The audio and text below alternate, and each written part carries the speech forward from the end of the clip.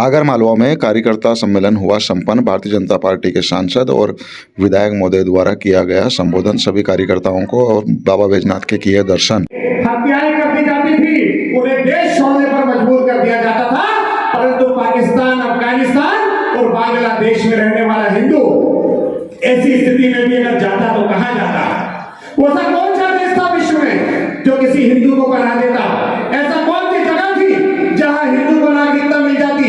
ऐसा कौन सा प्रधानमंत्री था जो हिंदुओं को नागरिकता देकर उनका सम्मानजनक जीवन जीने के लिए उन्हें मदद करता? आज तक किसी ने इस बारे में विचार नहीं किया, लेकिन देश के प्रधानमंत्री आदरणीय नरेंद्र मोदी जी ने ऐसे हिंदुओं के बारे में भी विचार करके सीए का कानून लेकर आए।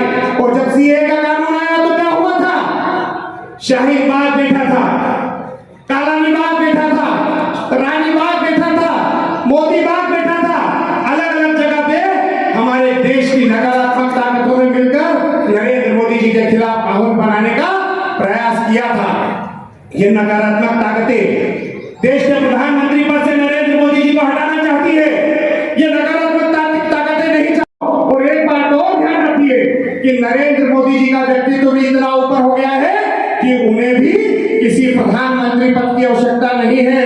लेकिन एक बात मानिए कि जिस प्रकार से देश में अभी परिस्थितियां विद्यमान है, हमारे देश को विकसित भारत बनाना है, हमारे देश को और आगे ले जाना है, हमारे देश में रहने वाले प्रत्येक व्यक्ति के चेहरे पर मुस्कुराहट लाना है, तो इस देश में नरेंद्र मोदी जी को भले ही प्रधानमंत्री पद की आवश्यकता नहीं हो, मगर इस देश को नरेंद्र मोदी जी की आवश्यकता है।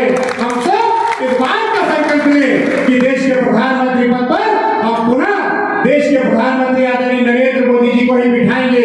और यदि आप सब श्री श्याम सिंह जी परिहार, हमारे विधानसभा के प्रभारी आदरणीय गिरजा शंकर जी राठौर, हमारे वरिष्ठ नेता कैलाश काका गौली, आगर नगर पालिका के